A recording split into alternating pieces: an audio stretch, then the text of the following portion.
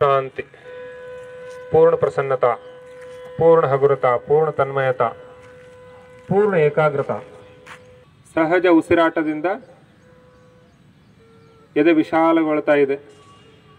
ಉಜ್ಜೋಣ, ಅಲ್ಲಿ ಸಿಗುವಂಥ ಬಿಸಿ ಶಾಖವನ್ನು ಭಗವಂತನ ದಿವ್ಯ ಅನುಗ್ರಹ ಸಾಕಷ್ಟು ದೇಶಗಳಿಂದ. ದೀರ್ಘ ಉಸಿರಾಟ, ಪ್ರಾಣವಾಯು ಸಂಚಾರದಿಂದ ಶರೀರಕ್ಕೆ ಚೈತನ್ಯ. ಇಲ್ಲೂ ಕೂಡ ಎಲ್ಲ ಉಸಿರಾಟವನ್ನು ಮಾಡೋಣ. ಸಹಜ ದೀರ್ಘ ಉಸಿರಾಟ, ಯಥಾ ಸಾಮರ್ಥ್ಯ, ಯಾವುದೇ ಯೋಗ ಗುರು ಶ್ರೀ ಬಸವಲಿಂಗ ತಾತನವರಿಗೆ ನಾವು ನೀವೆಲ್ಲರೂ ಕೂಡ ಮಾಡ್ತಾ ಇದ್ವಿ. ಈ ಯೋಗ ಅಂದರೆ ನಮಗೆಲ್ಲ ಗೊತ್ತಿರುವ ಹಾಗೆ ಶಾರೀರಿಕವಾಗಿ, ಬೌದ್ಧಿಕವಾಗಿ ಮತ್ತು ಆಧ್ಯಾತ್ಮಿಕವಾಗಿ ಸೇರಿಸುವಂಥ, ಕೂಡಿಸುವಂಥ ಕೆಲಸ.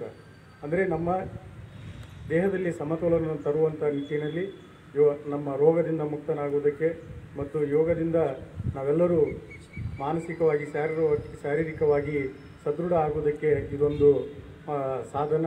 ಈ ಸಾಧನವನ್ನು ಪ್ರತಿನಿತ್ಯ ನಾವು ಅಳವಡಿಸಿಕೊಳ್ಳೋದ್ರಿಂದ ನಾವೆಲ್ಲರೂ ಸ್ವಸ್ಥ ಸಮಾಜವನ್ನು ನಿರ್ಮಾಣ ಮಾಡುವುದು ಮತ್ತು ಸ್ವಸ್ಥ ರಾಷ್ಟ್ರವನ್ನು ನಿರ್ಮಾಣ ಮಾಡ್ಬೋದು ಅಂತ ಹೇಳ್ಕೊಟ್ಟಂಥ ಒಂದು ಬಾರಿ ಅಭಿನಂದನೆಯನ್ನು ತಿಳಿಸಿ ತಾವೆಲ್ಲರೂ ದಿನನಿತ್ಯ ಈ ಆಚರಣೆಯನ್ನು ಮಾಡಬೇಕಂತ ಹೇಳಿ